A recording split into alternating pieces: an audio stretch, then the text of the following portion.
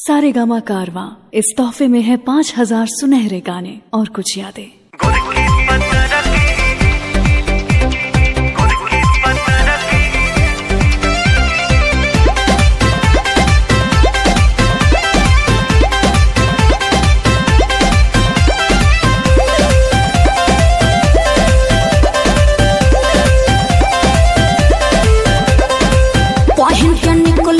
Suit Patiala Patna शहरिया में मच जाला हाला, पतली कमरिया पे सब क्या नजरिया बा, बुढ़बो भी देखी हम क्या बाउराला। लड़की तू है गरम मसाला, तेरा बिन टेस्ट में आने वाला, फूक फूक के खा लो मैं तेरे प्यार का हरकने वाला, तेरे प्यार का हरकने वाला। गोरकी पत्थर की रे बादे गुल लबाजिया ना उड़ी उड़ी जा, गोरकी पत्थर की रे बादे गुल लबाजिया ना उड़ी उड़ी जा।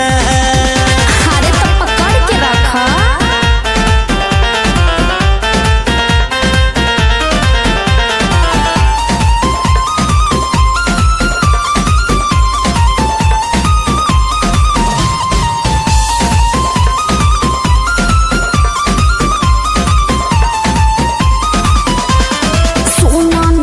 हो क्या बतिया काहे करेला तू मन मानी, ओहो ऐसा काहे करेला।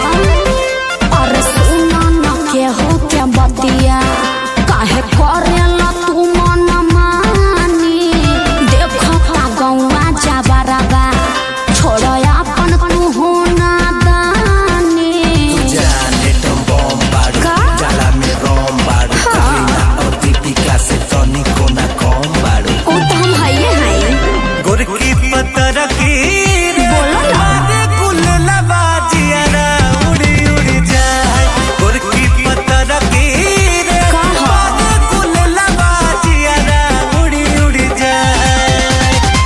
पहन के निकले जे सूट पटियाला पटना शहरिया में मच जाला हाला, पतली कमरिया पे सब क्या नजरिया बा, बुढ़बो भी देखी हम क्या बाउराला। गोरकी पत्थर की रे बादे गुल लबाजिया ना उड़ी उड़ी जाए, गोरकी पत्थर की रे बादे गुल लबाजिया ना उड़ी उड़ी जाए। अरे कंट्रोल में रहे बाबू।